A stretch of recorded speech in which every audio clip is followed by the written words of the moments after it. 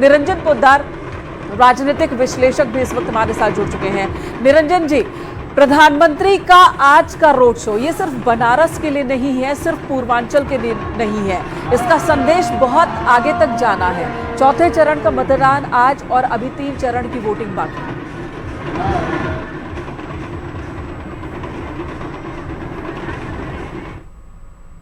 नरेंद्र मोदी जी गांधीनगर संसदीय क्षेत्र छोड़ करके और बनारस से जब अपना पर्चा भरा था तो उस समय सहज ही अनुमान था कि आगे जाकर के काशी और बनारस का क्या उद्भव होगा। और आज जिस तरीके से प्रधानमंत्री जी का यहाँ पे रोड शो हो रहा है तो ये मान लीजिए निश्चित रूप से ये अद्भुत, अलौकिक और भव्य रोड शो, और यूं कहें कि ये विहंगम दृश्य, यहाँ पे ऐसा लग रहा है कि जैसे एक जन समुद्र पड़ा है और एक भगवा, जिसको कहते हैं भगवा, पूरा का पूरा भगवा वातावरण वहां पे नजर आ रहा है। निश्चित रूप से इस चीज से केवल आप ये समझ लीजिए बनारस का ही नहीं, बिहार सीमांचल की सीटें तथा पूर्वांचल की और अवध क्षेत्र की जो तमाम जो 12-15 सीटें जो आती हैं जहां पे चुनाव होना अभी बाकी है, वहां पे आप ये समझ लीजिए निश्चित रूप से इसका एक बहुत बड़ा दूरगामी प्रभाव पड़ेगा। मेनका जी, विपक्ष बेशक देखिए प्रधानमंत्री जी के ऊपर हमला करता है, बेशक नरेंद्र मोदी जी को विपक्ष कहीं ना कहीं घेरने का प्रयास करता है, लेकिन जो उनकी एक प्रतिमूर्ति है, जनता के साथ जो उनका एक कनेक्ट है, जिस तरीके से आप देखते हैं कि बिल्कुल बिल्कुल शो करते हैं, पोद्दार साहब बहुत महत्वपूर्ण बात आपने। निरंजन पोद्दार जी राजनीतिक विश्लेषक हमारे साथ मौजूद है, उनका रुख भी कर लेते हैं। निरंजन जी, बनारस को आप देख रहे हैं इस वक्त किस तरह से, यहाँ हम ये नहीं कह सकते कि ये सिर्फ बीजेपी के कार्यकर्ता और नेता ही है, कार्यकर्ता नेता तो है ही, बनारस के आम लोग भी मौजूद हैं जो प्रधानमंत्री को देखना चाहते हैं, जो कह रहे हैं कि प्रधानमंत्री तो यहाँ के बेटे हैं, माँ गंगा ने गोद ले लिया उन्हें, यहाँ के पुत्र हैं, और दावे कर रहे हैं कि इस बार तो 10 लाख के वोटों से वो जीत सकते हैं। तो ये जो बदला बनारस है, इसके बारे में बताएं। देखिए ऐसा है मेनका जी, आपको ये चीज आप तो जानते ही हैं कि बनारस जो है वो सनातन की राजधानी मानी जाती है, यानी कि यूं कहें कि बाबा विश्वनाथ की नगरी, और वहां का तो जिसको कहते हैं ना फिजाओं के अंदर ही ये सारा का सारा वातावरण एक समझ लीजिए लगातार तैरता है। और उसको जब प्रधानमंत्री जी जिस तरीके से भारतीय जनता पार्टी और उनका संगठन और सब ये मिलकर के जिस तरीके से अपनी नीति, अपनी रीति और रणनीति और उसके बाद में जिसको कहते हैं टाइमिंग और टेक्निक, ये सारी चीजों का इस्तेमाल करके सब सारी चीजों को जो संकलित और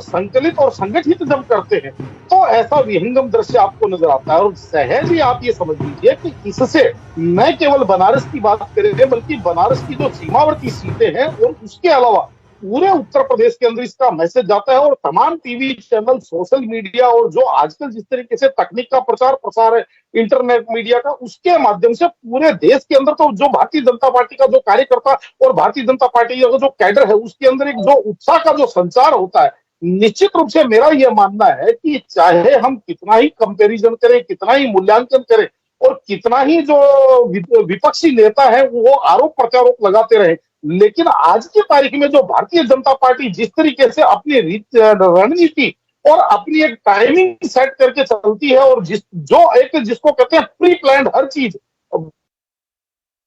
प्लान्ड, और दूसरी तरफ आपको क्या लगेगा कि दूसरी तरफ आप देखेंगे कि तमाम देश के अंदर जहां चुनाव हो रहे हैं वहां पे किसी ने 30 रैलियां किसी करी है, किसी विपक्षी नेता ने 28 रैलियां करी है, कुछ विपक्षी नेता ऐसे हैं जिन्होंने तो 10 या 12-15 रैलियों के अंदर ही अपनी तीसरी कर ली। और दूसरी तरफ प्रधानमंत्री नरेंद्र मोदी जी पूरे देश के अंदर सैकड़ों इसका शतक पार कर चुके हैं, यानी कि रोड शो और रैलियों का मिलाकर के देखेंगे तो शतक पार कर चुके हैं। और अब जिस तरीके से ये पूर्वांचल के अंदर कहूं या अवध क्षेत्र या बनारस या यूं कहें कि जो बिहार से लगती हुई सीमा, उधर पश्चिम बंगाल से लगती हुई सारी की सारी ये जो क्षेत्र है, इसके अंदर जिस तरीके से एक प्रभाव, ये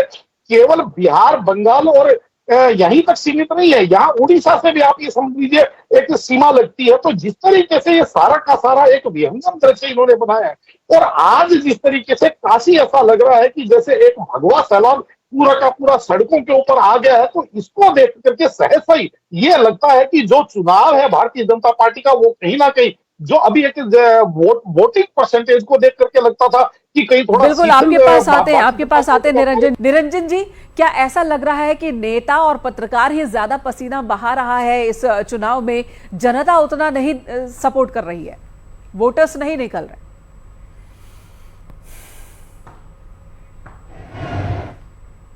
कम हो रहा है, इसके पीछे 2-3 कारण और हैं जिसके लिए चुनाव आयोग को भी सोचना पड़ेगा। पहली बात तो जिस तरीके से जो मौसम तय होता है उसको मेरे हिसाब से जी अभी अंदर ये चुनाव करवा लिए जाते तो कहीं ना कहीं थोड़ा सा मौसम का सपोर्ट हो जाता। और दूसरी बात, जिस तरीके से चुनाव आयोग आजकल तकनीक का जमाना है, पहले वाला टाइम नहीं है कि भाई जैसे बैलेट बॉक्स लगाने या उतनी अब चुनाव के अंदर वो भी नहीं है कि भाई जैसे पहले बूथ कैप्चरिंग होती उतना। तो अब मेरे हिसाब से चुनाव आयोग को जो इतना लंबा पीरियड यानी कि 2.5 महीने का जो चुनाव एक कराने का जो इन्होंने एक प्रोसीजर रख दिया, इसके अंदर भी थोड़ी सी उदासीनता। और एक सबसे बड़ी महत्वपूर्ण जो चीज है वो ये है कि चुनाव का दिन जिस तरीके से तय करते हैं उसके ऊपर भी इनको गंभीरता से विचार करना चाहिए, क्योंकि हमारे यहाँ जो मध्यम और निम्न मध्यम वर्ग के जो लोग हैं या यूं कहें उच्च वर्ग के जो लोग हैं, उनके अंदर एक ऐसी संस्कृति सी उत्पन्न होगी कि भाई शुक्रवार के चुनाव है यानी कि चुनाव वाले दिन को भी वो छुट्टी में काउंट कर लेते हैं, शनिवार रविवार की छुट्टी, और चलते हैं 3 दिन घूमने के लिए। इस चीज से प्रमाणित होता है कि जब आपने देखा होगा कि पहला जब चरण था तो पहले चरण के अंदर देहरादून और नैनीताल वाली जो रोड है उसके टोल टैक्स से आप अगर आप टोल बूथ से आप पता करेंगे तो आपको पता चलेगा कि कई हजारों गाड़ियां उस दिन स्पेशल यानी कि ज्यादा भीड़ वहां पे गाड़ी। जब आप ये बात कह रहे हैं तब सवाल ये बन जाता है कि